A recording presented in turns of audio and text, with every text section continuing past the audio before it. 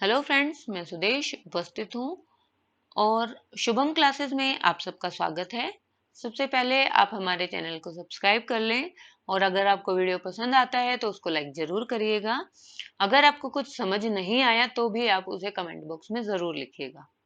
ठीक है, तो आइए आज हम छंद पढ़ेंगे और छंद में आज हम मंदाक्रांता छंद पढ़ने वाले हैं। लेकिन मंदाक्रांता छंद पढ़ने से पहले थोड़ा सा मैं आपको छंद के बारे में बता देती हूँ।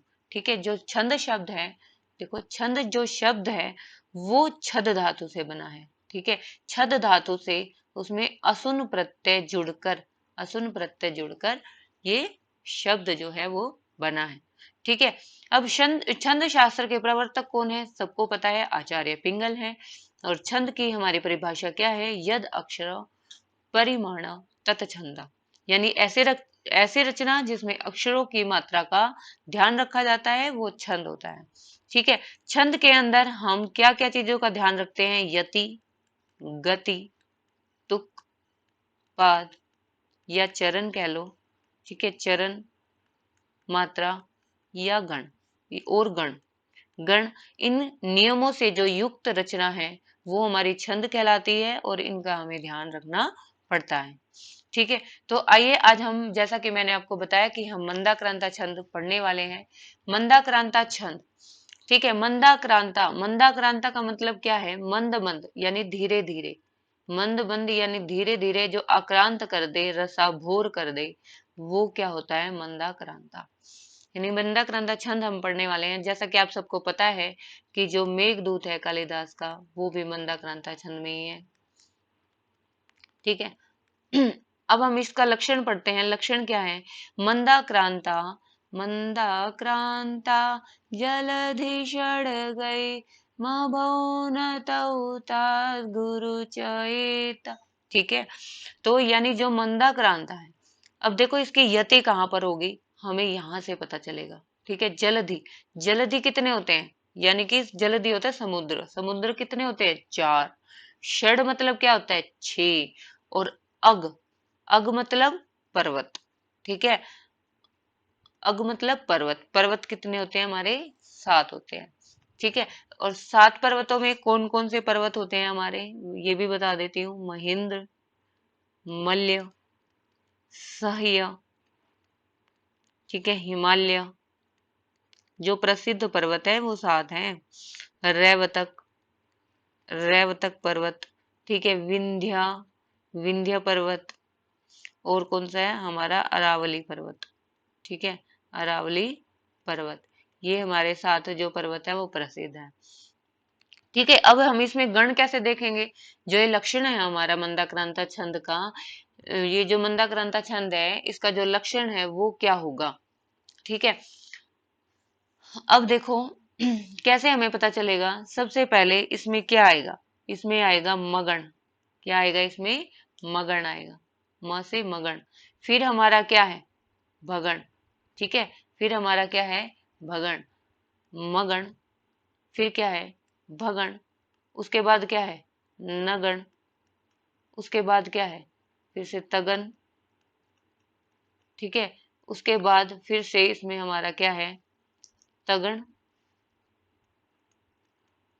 और गुरु च एता। उसके बाद आएंगे हमारे 2 गुरु, यानी जिसमें पहला भगन आए, फिर पहला मगन आए, फिर भगन आए और फिर क्या आए? नगन।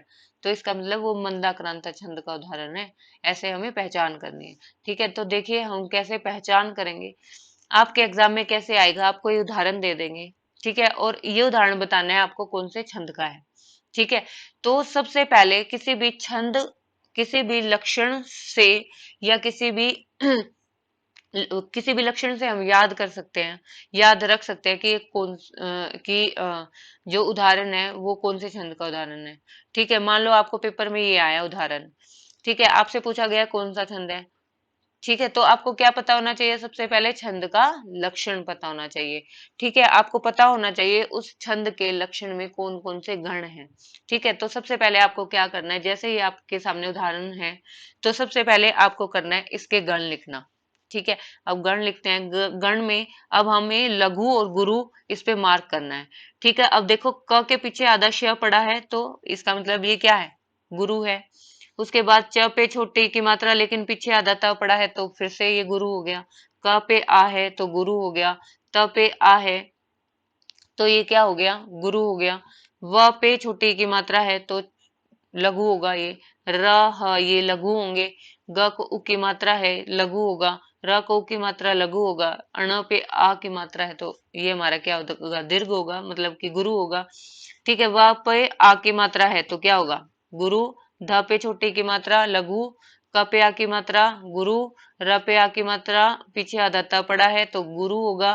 फिर प पे र पड़ा है तो ये लघु होगा और ये क्या होंगे, हमारे गुरु होंगे। ठीक है, तो हमने यहाँ पर लघु और गुरु ये मात्राएं जो है ये काउंट कर ली हमने। अब हमने इनको गण बनाना है। देखो ये तीनों गुरु किस में आते हैं, मगण में।